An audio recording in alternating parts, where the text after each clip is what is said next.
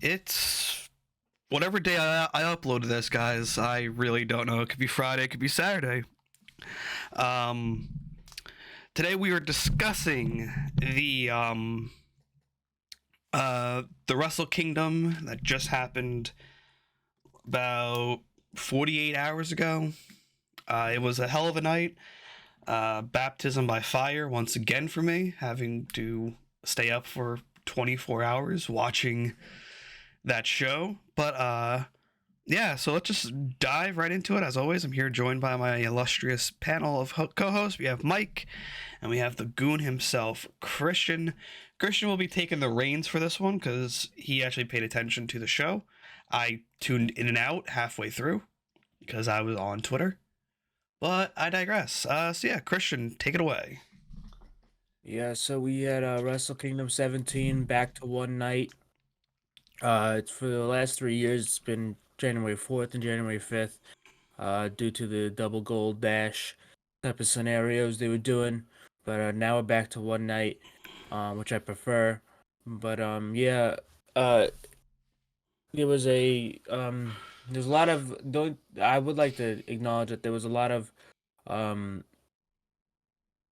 struggle going into the show when it comes to crowd cheering and crowd support. Obari, the president of New Japan, actually went to the government to argue and st- uh, to basically plead his case, and they were able to get crowd cheering back to the show. There was some guidelines, and the crowd did seem apprehensive a little bit, but crowd cheering was back for this show at least, so it was a nice thing to see, nice thing to hear, um, and yeah, but anyway, I guess we'll start with the pre-show matches. The first one we had Ryohei Oiwa versus Bolton Oleg, which was a 3-minute exhibition match. Nothing really much to talk about here. Both young lions. They usually do a young lion match to start the pre-show every year. This Bolton Oleg though, he's a I I'm trying to remember where he's from. But they see a lot in this guy. I'm a former amateur wrestler. Um, it's just d- uh, the fact that he wasn't wearing black tights and black boots like a normal young lion tells me that they see something in this guy, and Mm. he's being trained. I heard that he was a part of the Team New Japan amateur wrestling team that is coached by Yuji Nagata. So they obviously something in this guy, and they wanted to show a little bit what he could do in his progress in this 3-minute exhibition. So that's really all there is to say here. Yeah, He's a he's a project for them. it was a fun exhibition. Dude came bolting down the ramp though, Oleg. Mhm. Yep, that's usually the young lions thing. They run to the ring. Um, so I guess he's taking it very well. Yeah. What was next up? I think it was. Next up was the New Japan Rambo. Which is basically like a mini Royal Rumble, that they do every year in New Japan, Wrestle Kingdom. Uh, Basically, no, it's just a lot of the guys who should have been on the card. If they're not on the card, they usually get featured here. A lot of like a lot of guys that there was a lot of glaring omissions Mm, on this card this year. I mean, a lot of them ended up in this match. Guys like Shingo, guys like Cobb, guys like Taichi and Yano. Yano. Well, Yano usually ends up in these matches anyway. Tomohiro Ishii. Um, Listen, uh, I would just love to see a pre-show match of Yano versus Lance Archer. That'd just be really fun. yeah, I remember they had one in the G1 one year and it was great. I would love to see that again. Um, but yeah, basically the way you win here is the last four guys uh move on to advance to New Year's Dash, which happened this morning. Um, in a fatal four-way for the provisional King of Pro Wrestling Championship. Who won that And match? oh, don't tell me, I'm gonna watch Oh, later. that's right. Uh, Yeah, yeah, but yeah. what's it called?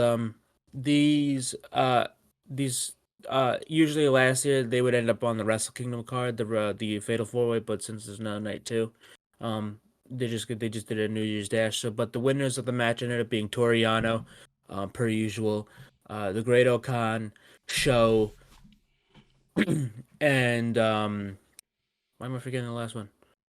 It was Toriano, Show, and Toriano, Show, uh, Gr- Great Great Okan, Okan, Great Okan, and Shingo. Why am Shingo. I forgetting Shingo? Yeah. So Great Okan they stole the belt. He just was like, "Yep, okay, I'm just gonna walk away with Yeah, this." and that's new. That's a new belt. They usually had like this miniature little trophy, that they would carry around all year, but it kept getting broken because everybody that would feud with the King of Pro Wrestling Champion would either bash it to bits or just steal it. So they have a belt now.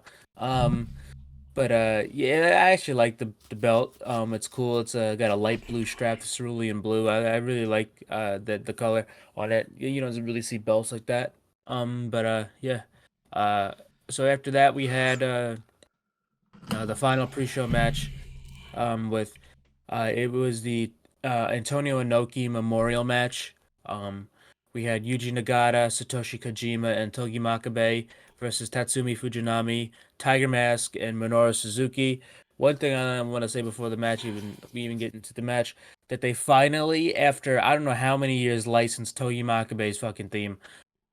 This guy has had music change due to copyright ever since I started watching New Japan 6 years ago. I mean, Christ Almighty, they finally got this guy's theme license, and I understand why they couldn't, because it's literally the Immigrant Song by Led Zeppelin, but it's a remix of it. Yeah, But they finally licensed. It's either they finally licensed it or they just didn't care anymore. and So, if you know anything about that song, it is notoriously hard to get licensed. mhm. I like my theory better where they just said, you know what, fuck it, they're not coming after us. Let's just use it. Um, For all we so know, that could have been it. Who knows? yeah.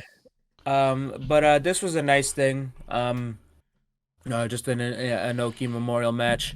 The winners ended up being Togi Makabe, Satoshi Kojima, and Yuji Nagata. Nothing really much to say, just a memorial match. Yeah, Tatsumi Fujinami looked great for a 69-year-old in there. Nice. Suzuki, Suz- Suzuki, yeah, Suzuki. I mean, I don't know how much he's gonna be in New Japan more, after the disbandment of Suzuki-gun, and I think Suzuki is gonna be back to doing what he was doing during the G1, where he would be like a freelancer in America and stuff like that. I think that's probably what he's gonna he be doing. should, so we can finally get Orange Cassidy versus Yeah, Minoru Suzuki that we yeah, were robbed of thanks to the pandemic. yep. But anyway, this was fun. Nothing wrong with this. The show was heavily based on Antonio Inoki, Yes. in his honor. So cool stuff here. All right, let's jump into this main card. Yep. So, first off, the first match, the opener was the IWGP Junior Tag Team Championship match between the winners of Super Junior Tag League, Leo Rush and Yo, and the champions of the United Empire, TJP and Francesco Akira. Um, this was a hot opener. Really, they usually open with these with the junior tag match. I remember when the Young Bucks were there. The Young Bucks would always open. I remember the Young Bucks when they wrestled Roppongi 3K and when they wrestled Roppongi Vice. Um, but this was great stuff in the opener. Nice sprint. It felt like a nice quick sprint type of match early on to the match. Um, Akira and TJP. Hit a move to the LED, put like the ramp, the walking down. It was all these LED. It was made up of all these little LED bulbs, and Leo Rush smashed his fucking face into it, and Leo Rush was busted open bad. Mm-hmm. Throughout the entire match, very early on.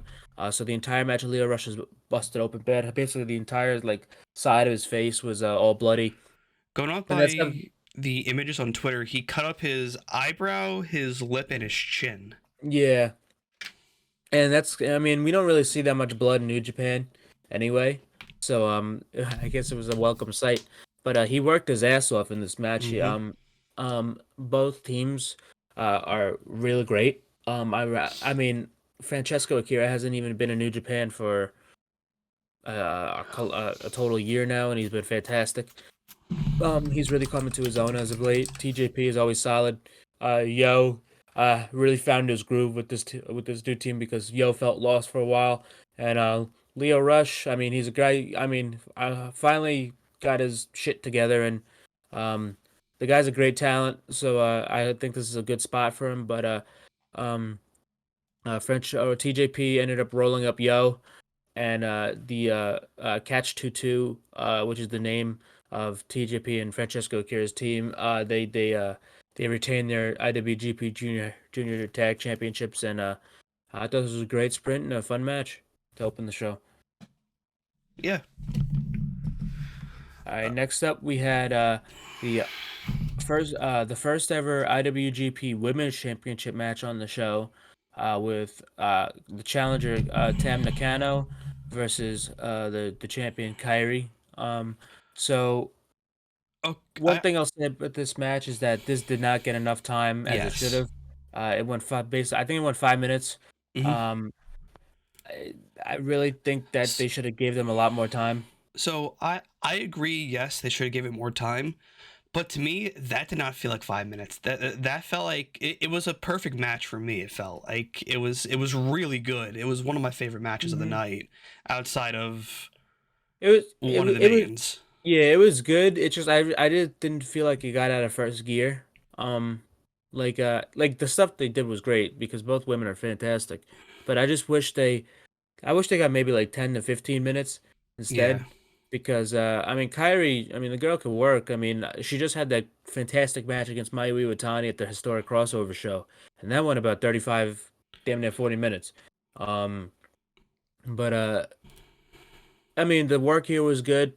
Um, it's just women in New Japan and women in competing on New Japan cards are very it's still a very new thing. So there's a lot of like probably I guarantee you next year they'll probably have a longer match. yeah, It's been a steady crawl. I mean they started a few years ago having dark matches, and then they would have a tag match and a dark match, and then they ended up on a card for a showcase, and then and that was a little tag match, and now they finally got a championship and a championship match. So it's slowly building themselves up to introduce to the New Japan crowd. So yeah, I think next year they'll have a better spot. But match was good. Kyrie hit the insane elbow for the win, and that really what the story. The match really isn't the story here. Everyone knew coming in that there was most likely going to be a debut after the match, and we were right. Literally within seconds of the pinfall, Kyrie held up her belt and the arena went black. Tokyo Dome went black. Lights were turned off, and then we saw a vignette play of like a woman in a car with all these money sounds. She's walking around, she's dancing. Um, and who do we see? We see those full finger rings. Who else could it be? It is the former Sasha Banks, now Mercedes Monet, as we expected after those trademarks. So here comes Mercedes Monet, walking down the Tokyo Dome ramp.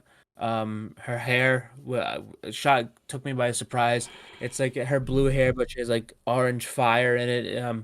That was cool. That was a nice touch. Yeah, I guess I'm not a hair guy. I mean, I've had the same hair since I was fucking 2 years old, so I can't really judge. I don't But know, man. I'm sorry. What? What? yeah, Yeah, hold on. Mr. Hair Guy over there. Yeah, hair growing back slowly but steadily. But no, Hmm. Yeah, I didn't even realize this match was 5 minutes until you guys said, because I was just like in a zone watching Hmm. this. um, there's something that I want to mention about her debut, about Mercedes' debut. A lot of people were shitting on it, from what I've seen, but also her promo. The reason why she sounded very slow, she's dealing with a massive echo in that arena. So like she's hearing herself delayed as she's speaking. That's why a lot of it sounded mashed together. That's just what I'm assuming. Cause like Yeah, there's a massive echo in that arena. yeah. So if you're not used to it. Yeah, so Mercedes comes out. She dropped Kyrie with this with her new finish. It kind of got botched, but it wasn't Mercedes' fault. Kyrie, I seen the move. There's her train. There's a video of her training in Mexico doing the move. Yeah. But Kyrie was supposed to land on her feet, but she landed on her knees. Um, it was supposed to be a gory buster DDT, but uh, it wasn't Mercedes' fault. But it is what it is. I mean, it really. I mean, that's not. I mean, shit happens. But anyway, um, she basically the promo was she announced that her name is Mercedes Monet. Now She's the CEO.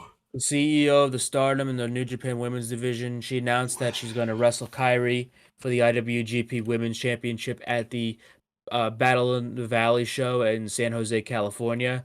And a lot of people wondering why this match isn't happening in Japan, but the reason for the creation of the IWGP Women's Championship is to be defended in the United States. That was the reason for the belt being created. And who's the biggest draw you could possibly get is Sasha Banks, Mercedes Monet.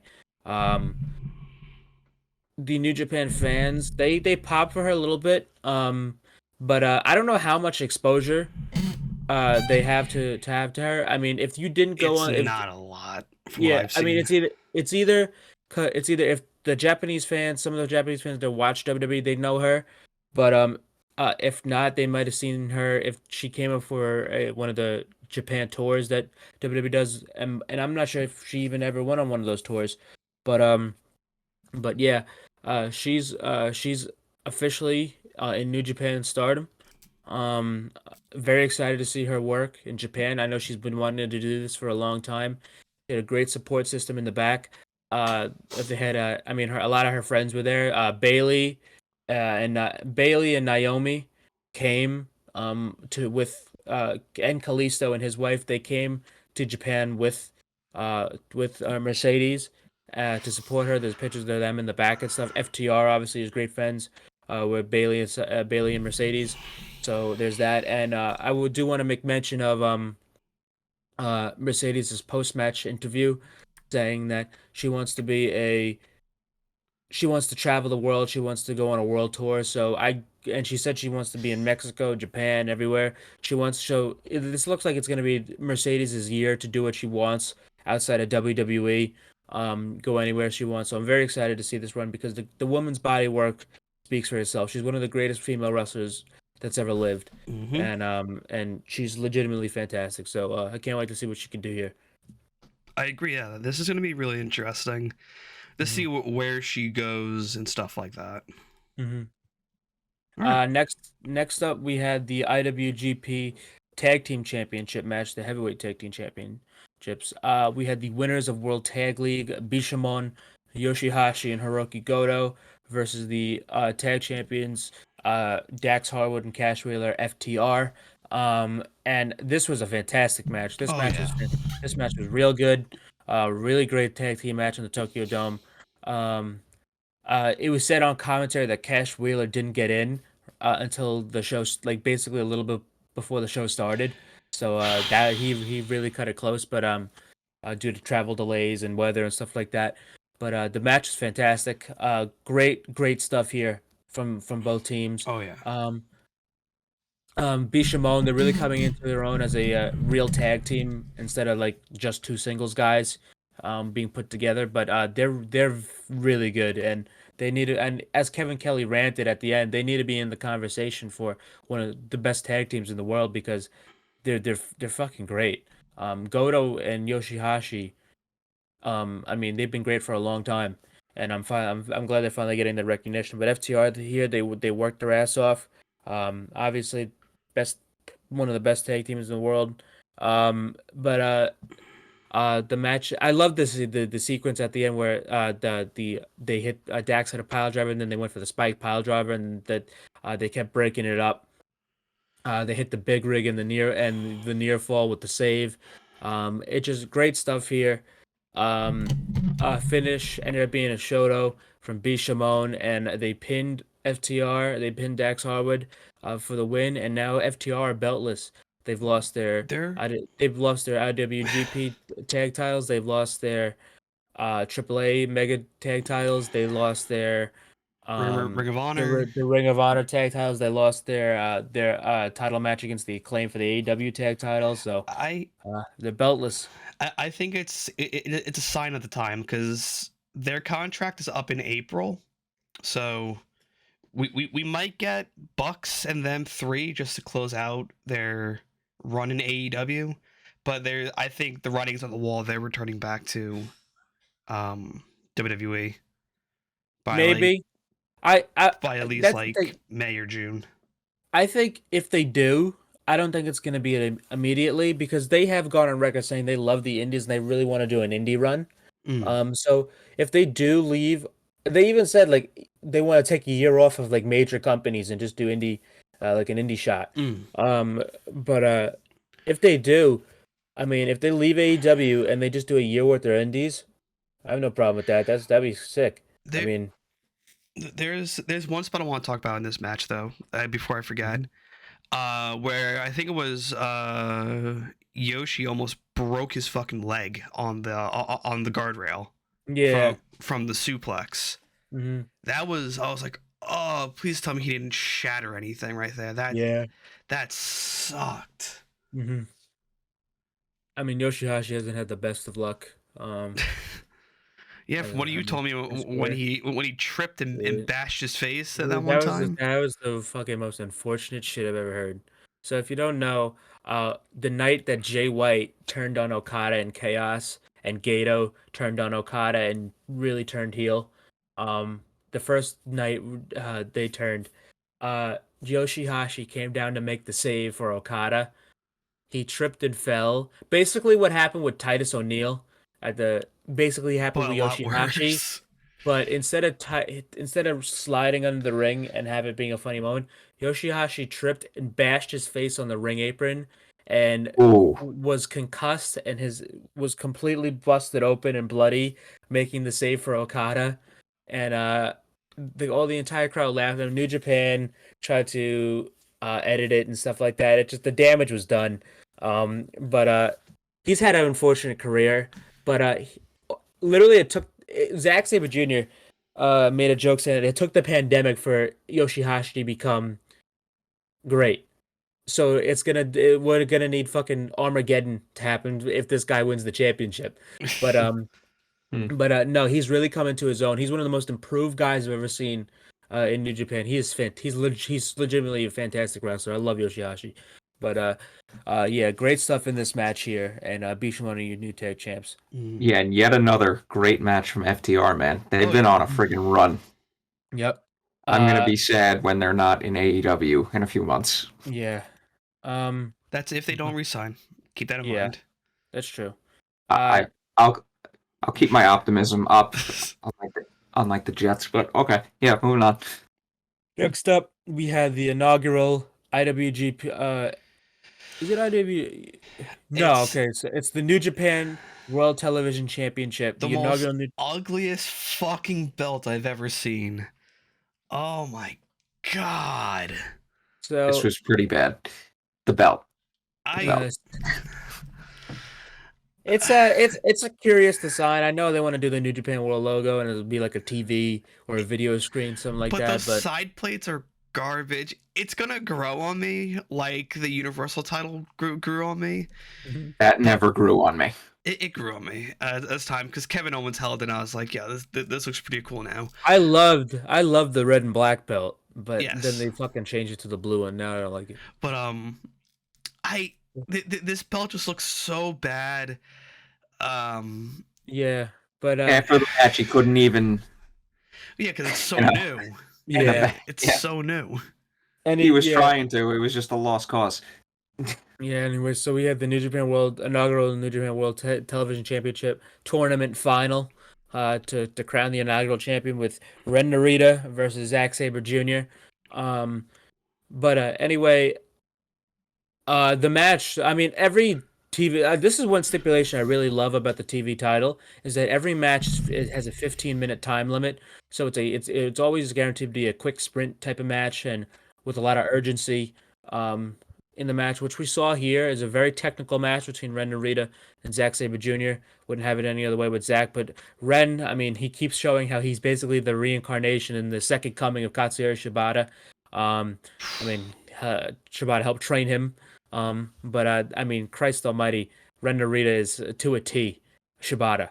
I mean, his nickname, the son of strong style.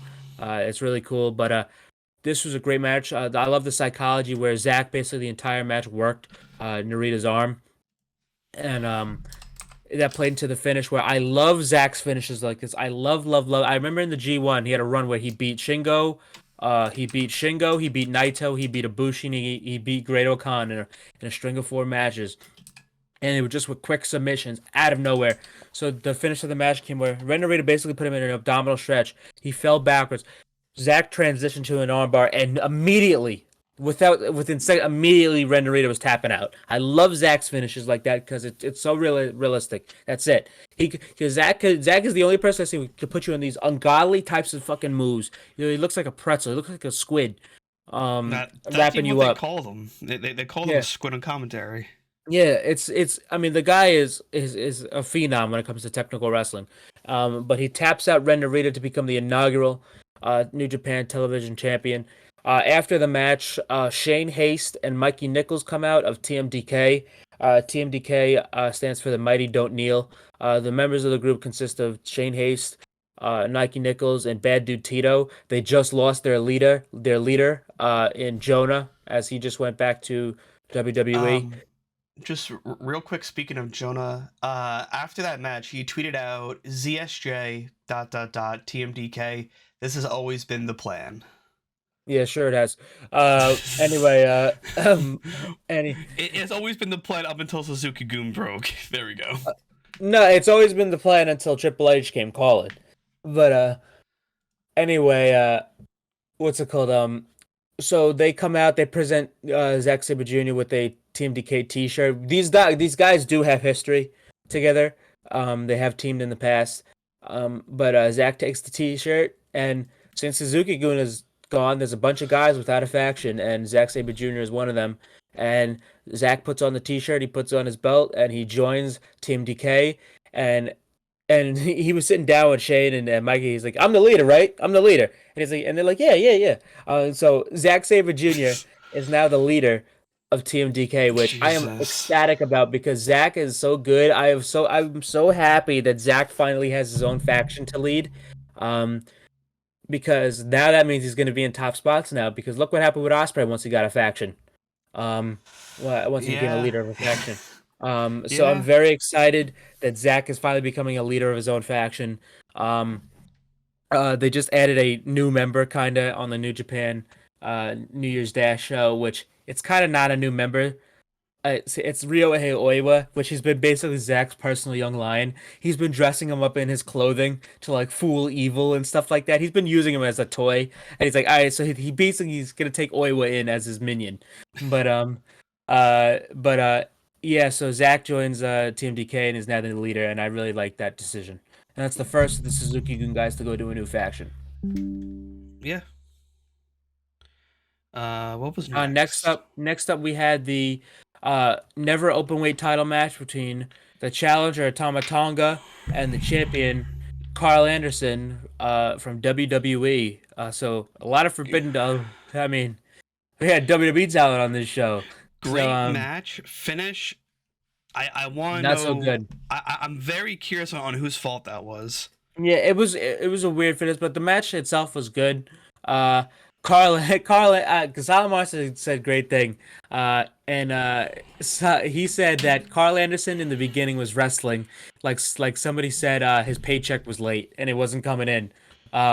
So Carl Anderson was really working hard for probably his final match in the Tokyo Dome for a very long time. But just good stuff here. It's not as good as their first match together when Carl won the Never title. The finish came from via a gun stun from Tama Tonga to Carl Anderson, the move Carl gave Tama. But it was kind of botched where basically they like detached during the gun stun. Like the gun stun is basically an RKO. But they detached like midway through, so they kind of just fell back together. Um, so it was kind of weird, but anyway, Tama just went for the pin, and Tama Tonga is your new never openweight champion. And after the match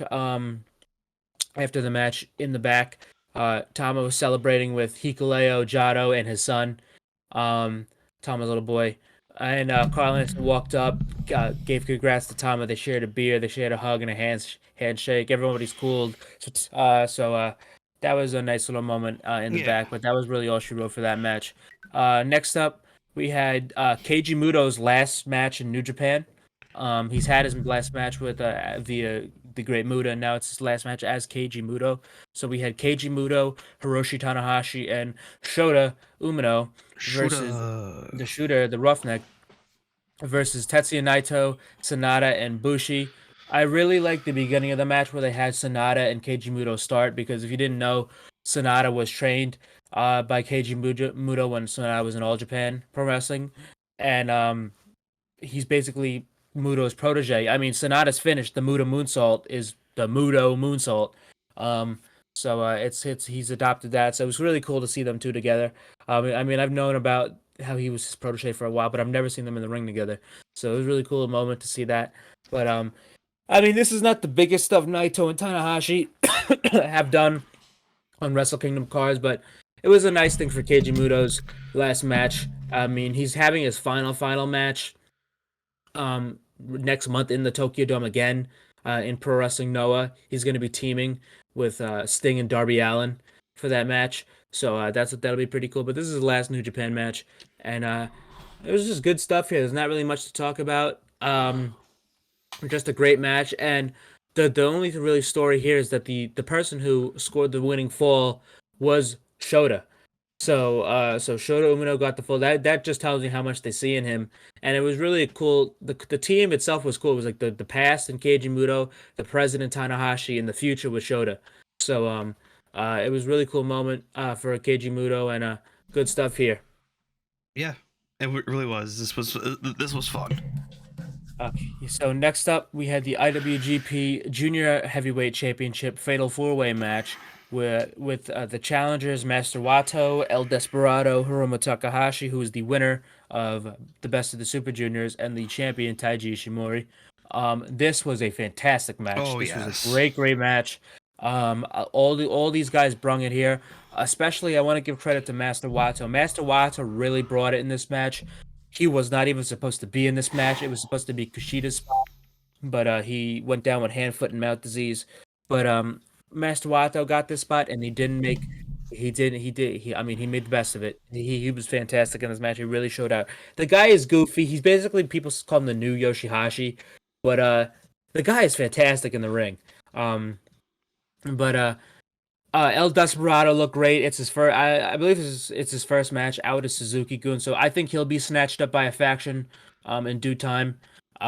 Because I love Desperado. Desperado has quickly become one of my favorite guys in New Japan. I love El Desperado. I think Desperado would be a fun fit for Bullet Club.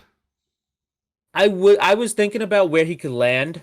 I was thinking like maybe United Empire, maybe Bullet Club, but I think since his ties to Mexico, I think Lij would be the best fit for him. Los Ingobernables, but they just got a new junior in Titan, and I don't know because of him and Hiromu's history, but I don't know if I mean, he might just be a freelancer. True. But Bullet Club, I'm not sure. Maybe United Empire, maybe TMDK with Zach. That's true. But um, we'll have to wait and see on that. But he looked great in this match. Hiromu obviously came out in his whatever the fuck he wears. That's literally what I could describe Hiromu's entrance gears as. Last year was tentacles. This year is its eyeballs. He's had fucking balls and spray paint. I mean, the guy, he had a suicidal tendencies jacket before. I mean, the guy is a nutcase. But Hiromu is definitely the face of the division. Yes. and Taiji looked great too. But the match was fantastic. Great work from all these guys here. I love the finishing sequence where Wato kept hitting his he kept hitting he hit this really crazy high angle German on Hiromu. He basically went up and just went back. It was the highest angle on a German I've ever seen, and that got a real big reaction at the commentary team and the crowd. Um, um, he went for he kept hitting his one of his signature moves. Why is the move escaping me? I was Recitamente. That's it. Mm. He kept hitting his Recitamente. He has the regular Recitamente and he has a Recitamente too. So he kept hitting both of those. There was one point where Wato hit one, and then he stopped covering the guy, and commentary was like, "What the fuck are you doing? You would have won." And he went for his finisher, which is the RPP, which is AJ Styles is a spiral tap. Yeah. Which hasn't really given Wato big success. But anyway, Despy gets in the ring, goes for a pinche loco, which translates to fucking crazy in Spanish. If you didn't know. But the finish came from Wato gave Hiromu a Recitamente, then he gave him a Recitamente 2, then the high angle German. They break it up. Despy and Taiji get knocked outside, and then Hiromu reverses a Recitamente into Time Bomb 2, hits Time Bomb 2 on Master Wato, and Hiromu, I don't know how many times he's been the champion now, but he is the new IWGP Junior Heavyweight Champion. Yeah, this was a really good match. I was tuning in and out because I think I was doom scrolling Twitter for a bit. Listen, I was exhausted. I just want to see the next match, which is Yeah, this is my first Wrestle Kingdom, Oh, so I was not disappointed at Before- all up until this point. before you guys get into, do you guys follow Wrestling Matchbot on Twitter? Like it's a sometimes.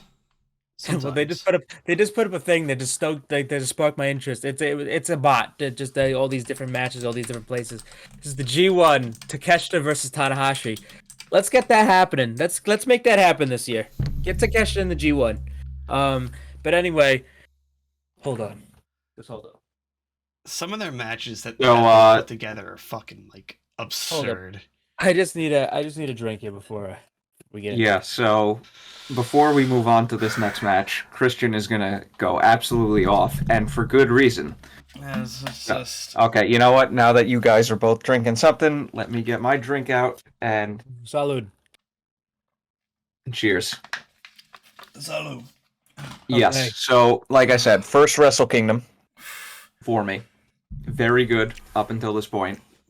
And it was only going to get better, and the theme music started it. Christian, the floor is yours. All right. All right. Okay. I got a loss for words. This is the greatest entrance I've ever fucking seen. That's it. That's it. But okay. Where do I start? So Kenny's entrance. Kenny comes out since he's the challenger. He had this little like sky foggy screen. This is the cleaner, the best bout machine, the belt collector, and it goes to Kenny's logo, the Kenny Omega logo, and it goes up. Then it gets cut in half, right down the middle, breaks in two. Stop. That was I should have known from there. That shit looked awfully familiar to me. I'm like, wow, that looks familiar. I've seen that before. Okay. So then the little theme plays, little theme plays. Then Kenny stands up, and this is when I started going ape shit. This guy is wearing Sephiroth's coat. Pause.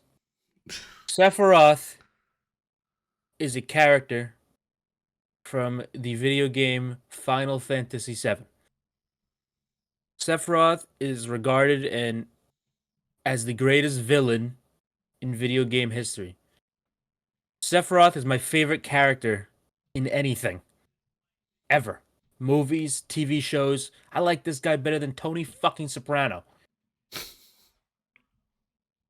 Sephiroth, my favorite character.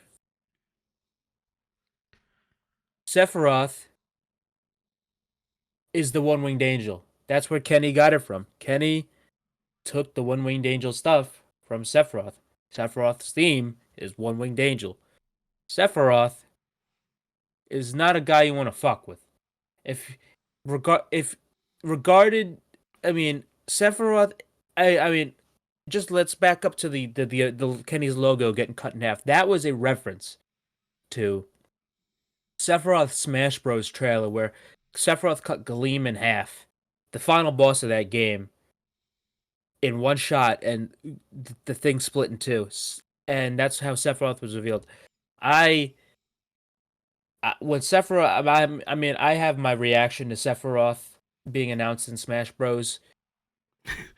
Yeah. Zach I has need to seen see it. this. I'll send it. I got it. You, I, my logo, my screensaver on my computer is Sephiroth. On my table over there, it was a mouse pad that was way too big, so now it's just like a placemat for my table that has Sephiroth on it. I have a bunch of Final Fantasy figures, 7 figures here. There's Sephiroth. I have my Smash Bros. Poster. Sephiroth's on it. Final Fantasy 7 Remake. It's my favorite game. Sephiroth is the final boss. Sephiroth Sephiroth has probably the greatest theme ever. In that, it's probably the greatest boss fight I've ever played. Now, okay.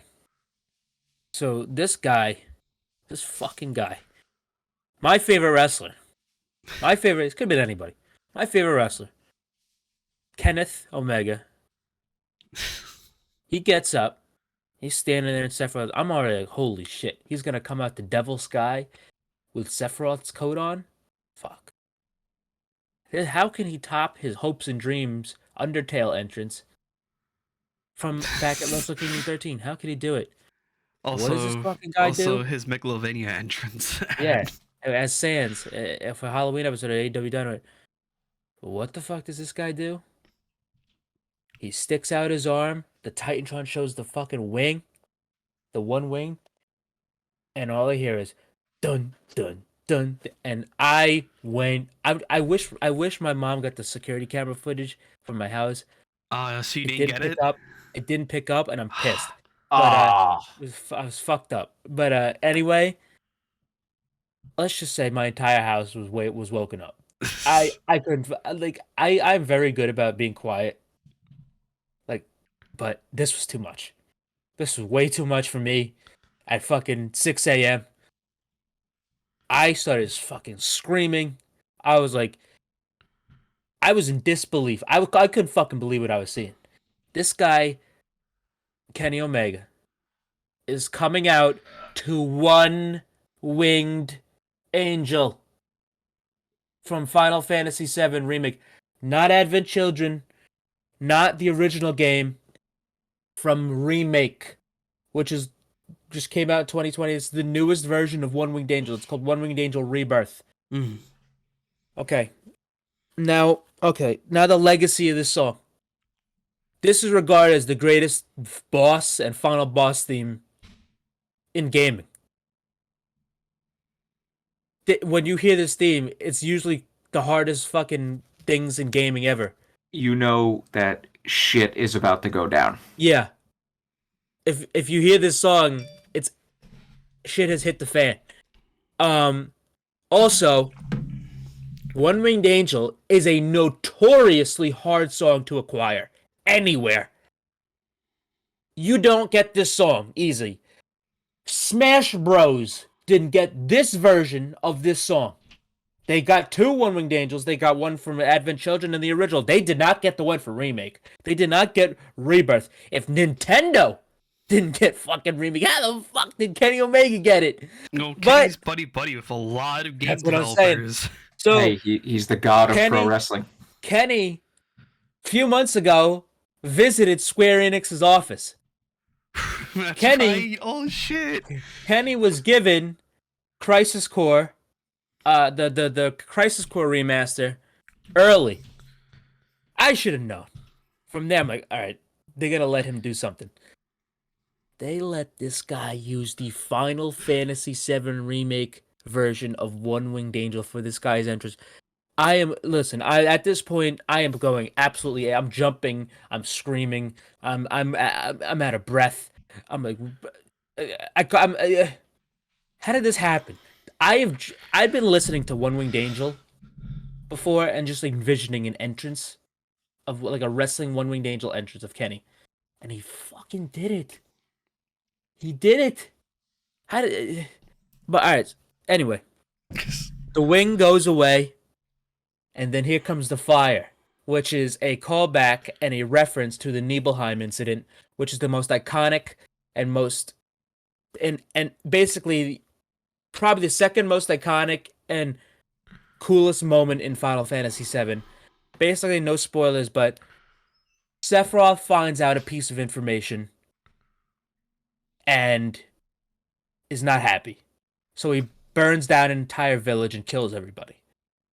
And he lights the entire town on fire. And one of the most iconic shots is Sephiroth looking out of the fire, turning around and walking through the fire. So the fire comes up in the Titantron. Kenny turns around and he's walking to the ring with the fire. And I'm like, dude, and then fucking the song stunts and teddies, the fucking song's going, and I'm like, dude, this guy's not even at the middle of the ramp yet. This is already the greatest thing I've ever seen. He gets to the ring, he does his gun, he shoots, takes his stuff off. That's the end of the entrance. I gotta talk And- about Osprey's entrance though. I mean, This hold is the on, fourth before day of the you, year. Zach. This is the fourth day of the year. Nobody's topping this entrance in 10 years. Unless fucking somebody comes down, unless Sephiroth somehow becomes real. But anyway, just before Mike goes, the match didn't even have to happen at this point for me. I was like, all right, they could have ended the show. They could have been an earthquake in Japan. I would have been fucking satisfied. So the match was just the cherry on top of the cake. Mike, floor is yours for that one. So, I did not lose my shit as much as Christian, but as soon as I heard the dun dun dun dun dun dun, I'm just like, oh, this is gonna be fucking great. Mm-hmm. Because I got a flashback to Kingdom Hearts Sephiroth. Because I never played Final Fantasy, but I was well aware of who Sephiroth was, and I immediately went from, alright, this is the match I'm looking forward to the most, to, oh, this is going to be a match of the year. Dude, Before the match even started. You can't come out to One Winged Angel and not either kill somebody or have the match of the year. That's the rules. Pretty much. That's what has to happen. You can't. It just can't happen. I literally went from, alright, here we go, to, oh shit. Here we go.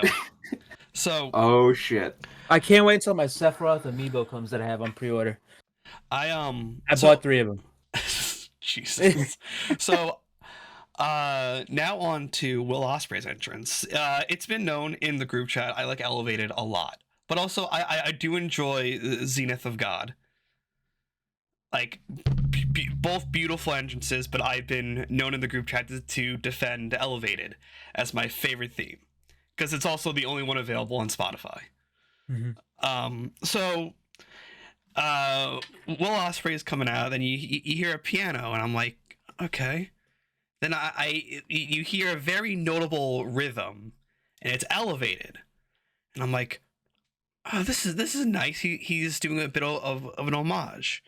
Then on the Titantron or the screen, you see the return of the assassin. Then it kicks in, and I'm like, oh. Yeah, Listen, if Kenny Omega didn't decide to have the greatest entrance of all time, literally seconds before, this probably would have been the entrance of the night, maybe the year. But uh, that's just okay. That's just Omega. But anyway, yeah, this entrance is cool. This was awesome. I love the how he brought back Elevated. I love the return of the aerial assassin. He wore his Assassin's Creed um gear. He had not all the members of the United Empire, but most of them. Francesco Akira, TJP, Great O'Khan, Jeff Cobb, and Aaron Henare were there. The only ones that weren't there were Aussie Open, Gideon Gray, and I believe no, that was it. Aussie Open and Gideon Gray weren't there. But fuck yeah, dude. Should we talk about the promo that happened before this at the press conference? Real It's quick, because like that was an amazing work from Yeah. Ospreay.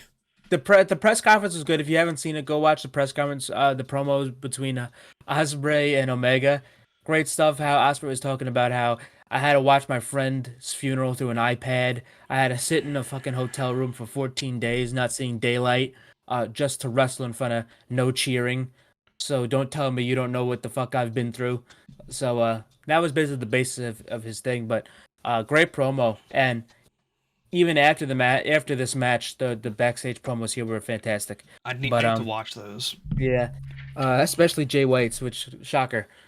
But anyway, he didn't have a meltdown as bad as the last one, but it was still great. But anyway, now after all the rah-rah, let's get to the match. Actually, I mean, turns out we ended up having the match of the year already. I mean, no biggie. Yeah. I mean, going into this match, it all depends on how MJF and Bryan Danielson go. I don't think that's for me personally. It all depends on that. I don't think. Well, after the entrance, I don't think anything's topping it this year. Okay, well, here's the thing. FTR Briscoe's 1 happened last year, and I was just like, "There's no way in hell anybody's topping that," and then they did. So. Listen, this is up for grabs. It's like unless going into they this, do Ospreay Omega 2 at Forbidden Door. They'll do it. But I think just going into this match, I'm good at tempering my expectations and lowering my expectations so they could be exceeded and I could be more positive about matches that I watch. There was none of that here. For me, this was, I couldn't physically do it. Like, this is good. I said, if this match, I wouldn't be disappointed anyway, but my expectation is that this is going to be one of the greatest matches I've ever seen. And they fucking exceeded it. Oh, yeah. They exceeded it. That is very difficult. That is a very difficult thing to do, and they did it. So let's get to the start of the match. Match starts off quick. They're doing fast. They're doing fast moves. They're quick. I'm like, okay, so they're not pacing themselves early. So this is going to be, I didn't know how long this was going to go, but I keep forgetting these are the 2 best wrestlers in the world. Just they're going at each other quick. It is extremely physical. I mean, the strikes, the chops. I mean, you see what Ospreay posted on Instagram, the picture of his chest and his arms and stuff, just battered to hell. Kenny's eye he has a black eye now, but his eye was like swelling shut almost. It's doing a lot better going off by the footage from now he's just got a black eye. Yeah. Anyway, it's basically getting into the crux. This is extremely physical. Kenny was V-triggering this guy to fucking death. Oh yeah. This guy was giving the most vicious of V-triggers that I've ever seen him give. Stiff. And then there was a point in the match where Kenny DDT'd Ospreay on the exposed turnbuckle from the top rope. The reaction from the crowd and commentator, and the United Empire members on by the way, Don Callis was on commentary, but and he was great. The But invisible hand. yeah, but that was an amazing spot. Ospreay was busted open. Um, And this made that match 10 times Ospreay was better. busted clean the fuck open, bleeding. He had a crimson mask. Um, Guy was bleeding all over the place. Kenny gets out. He takes a table. He stomps on the table for the top rope. He takes Ospreay's head. He starts bashing. Well, before that, when he jumped on the table, his feet went through the fucking table, so it caused more damage. It looked great, and then Ospreay is down and out. Kenny takes Ospreay's bloody head and starts smashing it into the table. He smashes Ospreay's head through the table. It made a hole. Be on note, folks, that Japanese tables are notoriously hard to break. So stomping feet through it and then pushing someone's head repeatedly into the fucking thing and breaking it more. Jesus. He smashed this guy's fucking head through this table, and then Kenny takes the table. He puts his head through the hole. He goes, "Here's Kenny." Gave us the first pro wrestling meme of 2023. Yeah. So Kenny did that. That was hilarious. And just more spots in this match where Kenny was just beating the shit out of Ospreay. V triggers to the shoulder, to the face, to the head. The snapdragon suplexes from the middle rope to this guy's neck.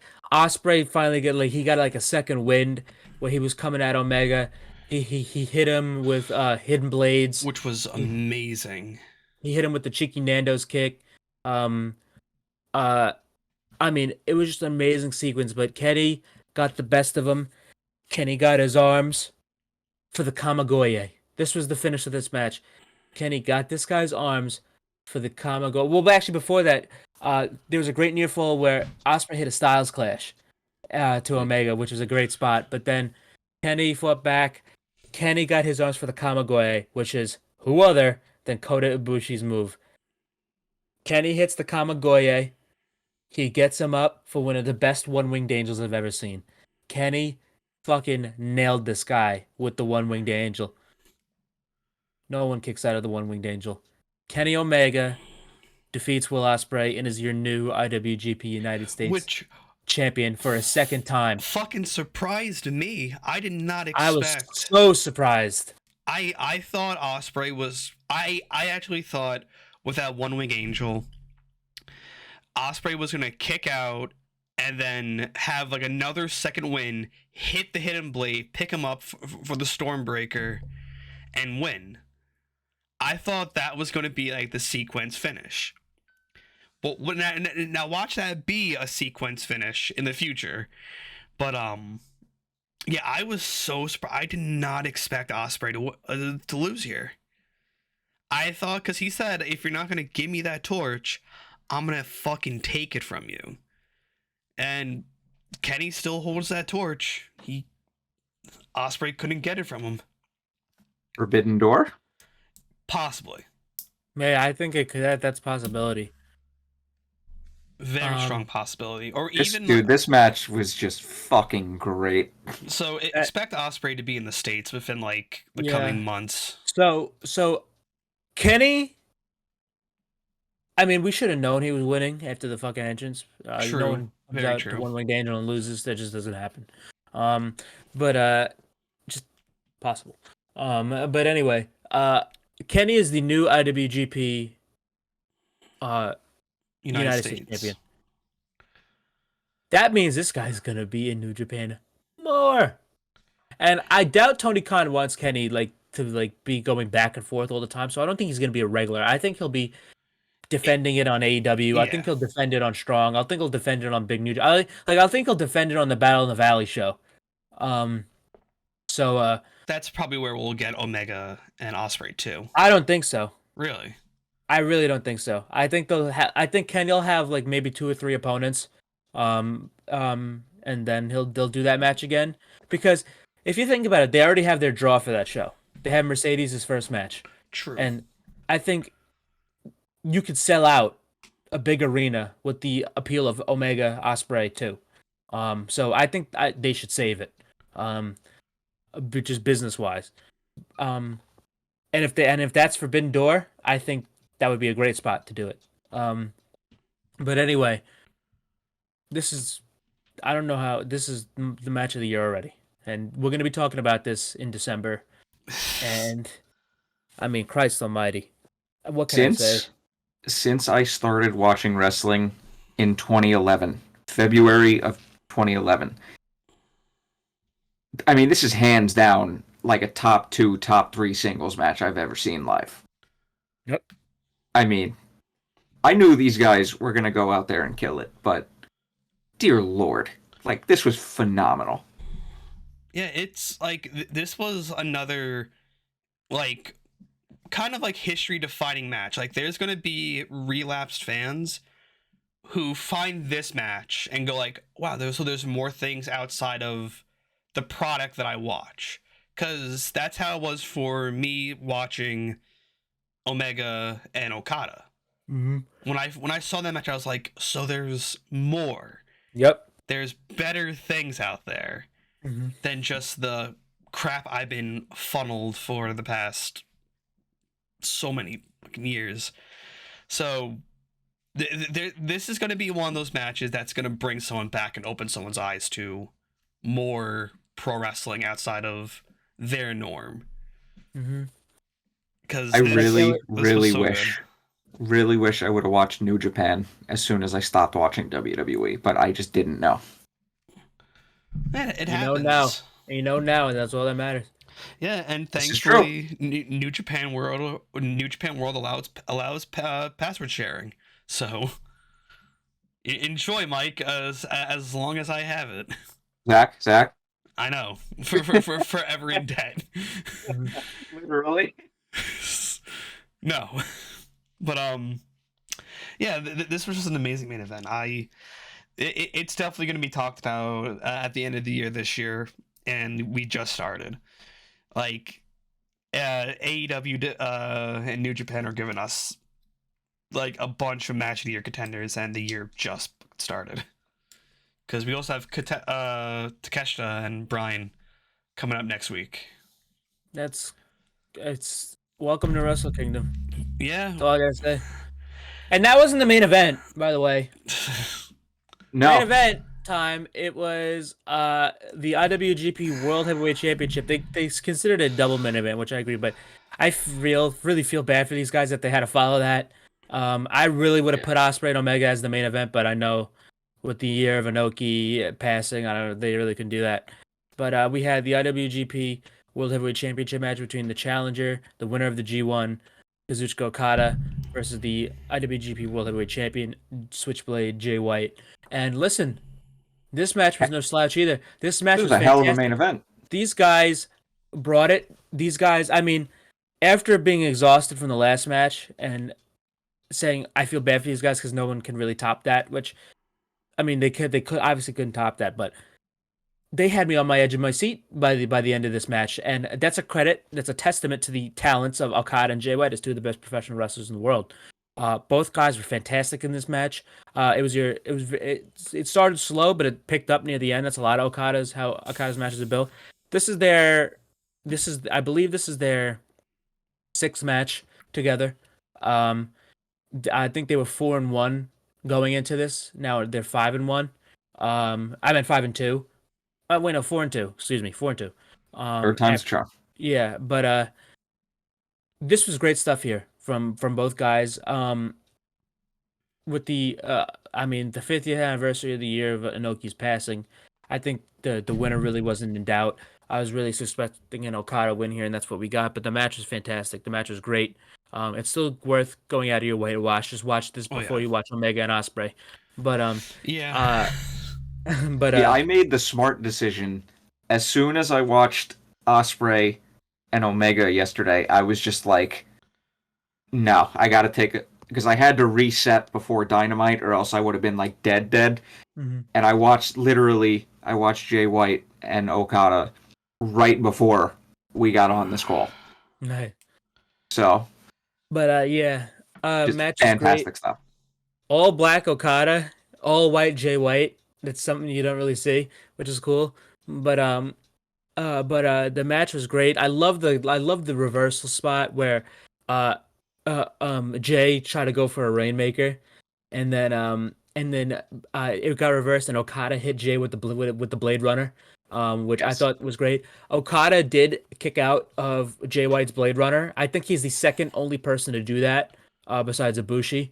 Um, I think it's only him and Ibushi that ever kicked out of the Blade Runner. So that was something to see. Um, Okada um, he kept going for the money clip. He kept going for the landslide DDT and the spinning tombstone. Gato was getting involved and stuff. But this match was great. The finish came where Okada hit a landslide DDT, hit a landslide tombstone, and hit Jay White. I think did he hit him with one Rainmaker? I think it was only one No, it Rainmaker. was two. Okay, yeah, too. Uh, so he hit Jay White with two Rainmakers, and that was all she wrote for Jay White. Um, uh, and Okada is your new IWGP World Heavyweight Champion for a second time.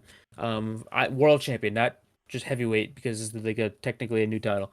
But yeah, for the second time, he's the World Champion. He does a thing. I mean, I love how he closed out the show with the Inoki each Nissan Da with the that's Inoki's like call Three, to end two, shows. one. Yeah. So that was pretty cool. And Okada is your new champion going into the new year. So I have no problem with that. Okada, I mean, he's probably one of the greatest wrestlers to ever live. Jay White is otherworldly talent.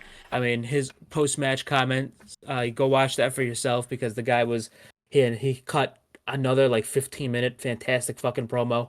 Um but yeah, just a great show overall for Wrestle Kingdom this year. A lot better than last year, even though that year had some great matches. But I thought this was a fantastic Wrestle Kingdom. As this being my first Wrestle Kingdom, this was really great. I enjoyed it. A lot of people, a lot of my friends, I should say, did not like this. I don't get it, but also they Wow. probably they probably have high expectations. Hearing about previous Wrestle Kingdoms, I did not have my expectations set to their level. I was like, okay, this is going to be my my first ever like show. I should just go into it. Also, shout out to that teacher who does the pro wrestling club. He just showed them the Kyrie match from the show as well.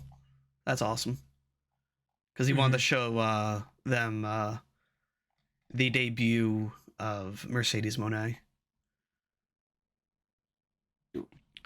Yeah, like this was a really great show. This was my first Wrestle Kingdom, my first ever.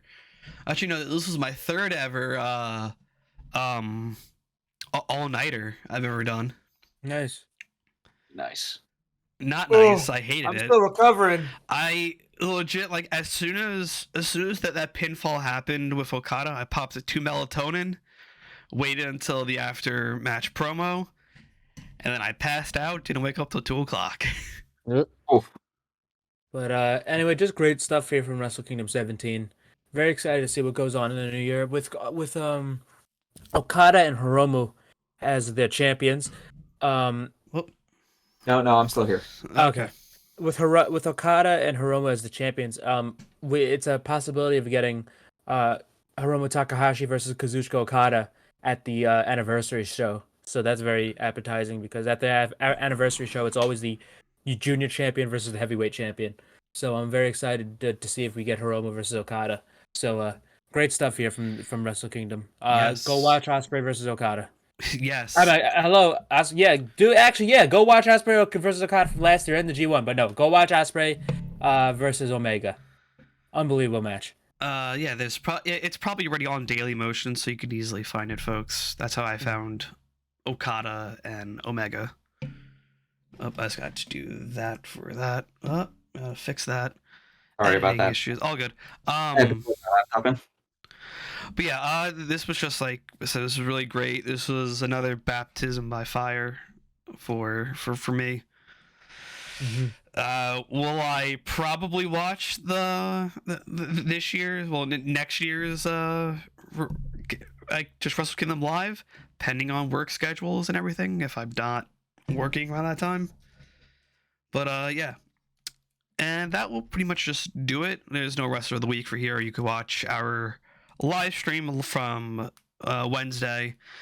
I'm just gonna upload the raw footage and edit some of the stuff that I have to edit, of course. But yeah, guys, we do appreciate you all for watching. This is going up exclusively on the YouTube channel. I'm not gonna double upload because, like, we don't get anything really on the sports hit list anymore for some reason. So yeah, we appreciate you guys. We'll catch you all on the next thing. Goodbye.